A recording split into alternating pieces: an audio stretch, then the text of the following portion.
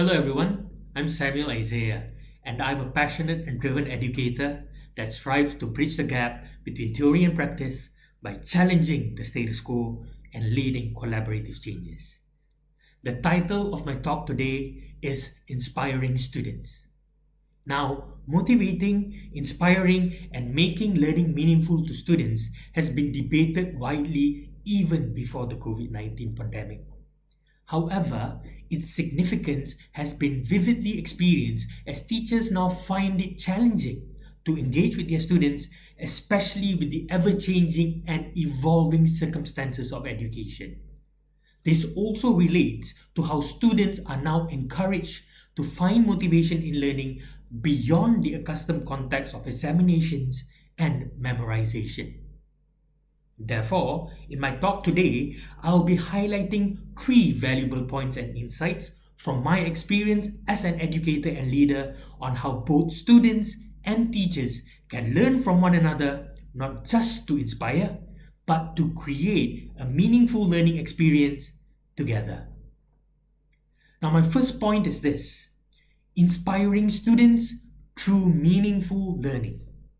I believe that this is one of the best ways to inspire learners to connect with lessons and fundamentally be obsessed with the learning experience. Now, how is this achieved? Listen closely. Now, I believe that students should be provided with opportunities to identify a problem they have an interest in, study it, think through options to address it, and design solutions. Now, the key part for teachers to remember is this: it is the adaptation, translation, and delivery of the curriculum from this perspective which leads to transformative practices inside and outside of the classroom. However, we must be consciously aware that this is not a quick fix. This practice must extend over a substantial period of time as they serve as a fulcrum for integration of the knowledge and skills students are gaining in their academic studies. Now, the best part of all of this is this, all right? Are you ready? Now, the best part is students themselves should be leading these activities. Students themselves should be part of the decision-making process, with teachers and other adults serving as resources, serving as mentors, serving as guides, and importantly, serving as facilitators. And that is how you inspire students through meaningful learning. Point number 2, inspiring students by engaging with multiple stakeholders. Teachers today are not only subject matter specialists, but they are problem solvers, they are social innovators, and they are leaders. Teachers are required to connect matters that occur in the classroom, in the school, and map out complex causal links to impact the livelihoods of their students. Now, the process of planning, acting, reflecting, and vision setting are crucial elements for teachers to deploy to improve the learning process, or to design interventions, or to carry out systemic change. However, I believe that many teachers fall short when this process is not participatory, and we neglect the most important stakeholders of what we are doing, our students.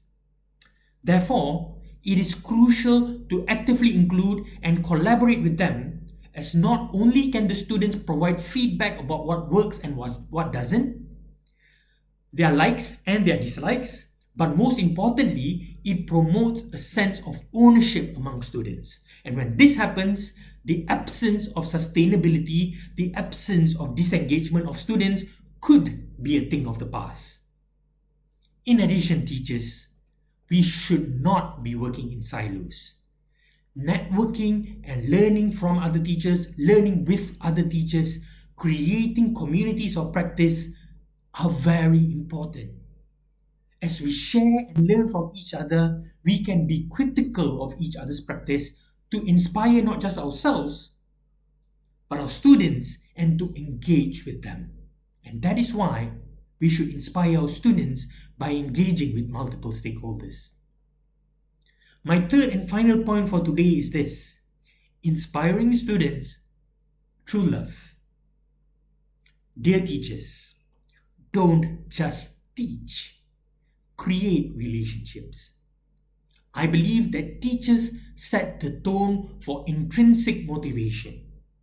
Recent studies even show that students who like their teachers are 9 times more likely to enjoy school. So they are 9 times more likely to enjoy school. It makes perfect sense, doesn't it? That students actually don't learn from teachers they don't like. So what's stopping you from making learning fun? What's stopping you from making learning engaging? What's stopping you from connecting with your students? Trust me, it's worth it. I have often emphasized a quote in many of my sharings, and today, to conclude my session, let's dive deeper into it. The quote goes like this: I believe we need good pedagogy to teach. But more importantly, I believe in the pedagogy of the heart. Now, this quote defines the principles I live by and hold on to as an educator. And it is inspired by the work of Brazilian educator and philosopher Paulo Freire. In his book, The Pedagogy of the Heart, he encourages educators to develop transformative theories and practices by providing students with authentic, explorative opportunities to learn. In light of what he says, I also believe that educating is crucially rooted in passion, in love, as I'm continuously inspired by my students as we together develop this passion and love. In the words of Sir Ken Robinson, educating excites my spirit and renews my energy. And perhaps the main reason why so many people are opting out of this profession today is because it does not feed their spirit anymore.